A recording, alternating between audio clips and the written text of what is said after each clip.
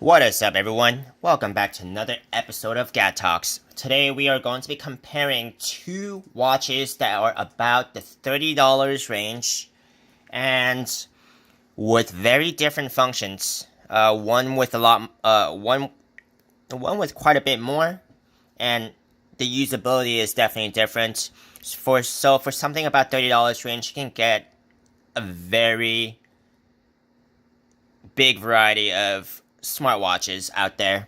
So after this video, you might want to decide for yourself what features you're looking for in a smartwatch, and I hope this will help. Before we begin, if you guys have not yet already, please subscribe to my channel, as I will be coming up with weekly new videos on the latest gadgets, electronics, and smartwatches. And if you guys do want to purchase these watches after the video, you guys can use my affiliate link in the video description below, and it will take you to eBay and trusted sellers, and I will earn a commission at no extra cost to you. Now let's begin. What we have here on the left is the CK12 fitness tracker smartwatch, which has a pretty cool look to it. Silicone band with a lot of patterns. So this is not something that's standard that comes with about something that's about $30. This watch can go for something in on average $30, depending on the seller and website you choose to get it from. But I would definitely not pay more than $40 for this. And let's go through some of the functions for this watch. This watch has a pretty cool look, square, kind of slanted look. It's kind of a unisex look, so it's more universal for both guys and girls. Put this on.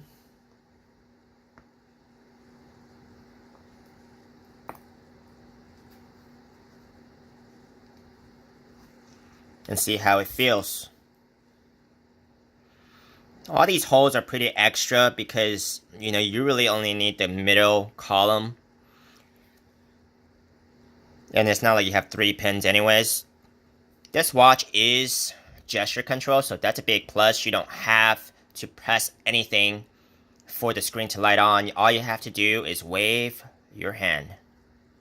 If you want to see the time, if you want to see your progress, if you want to see the battery, you just wave your hand.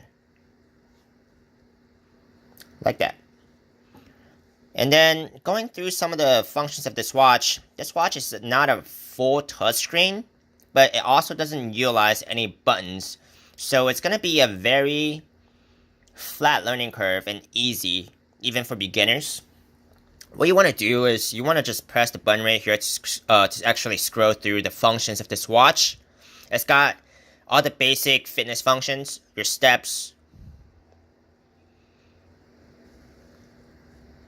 your calories, distance traveled. We can take our heart rate right here actually. I think to start the heart rate monitor, you will want to long press this, as I've seen with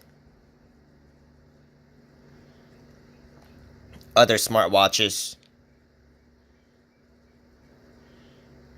Let's see if that's true. Let's go and try it one more time.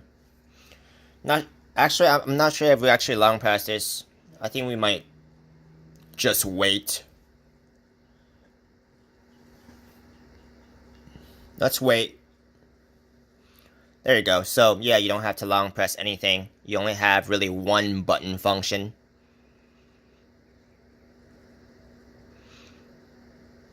That seems normal to me. 60s, low 70s. That would be a range of heart rate for someone with decent health and sitting down. So I would trust that reading. But if you do get a reading from this watch, you definitely do want to cross-reference it with something that's reliable before trusting this any further. Now let's check a blood pressure monitor, which is a very good function to have, especially for a smartwatch that's in the $30 range. That seems like a normal blood pressure reading to me. I think it's actually a little bit on the higher end of a normal blood pressure reading, but it's not something that's too ridiculous. So I'll give that a thought. But if you do get a reading from the blood pressure monitor here, you do want to cross-reference this as well with something that you know. There's a few modes that comes with this watch. You can also see your message notifications.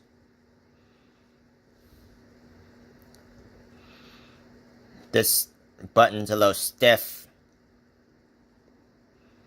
Anti-lost. And that's pretty much it for the functions of the CK12, which is pretty impressive because of the heart rate monitor and the blood pressure monitor that it comes with. I also do like the look. It's not a very common design, so I like the design of this look.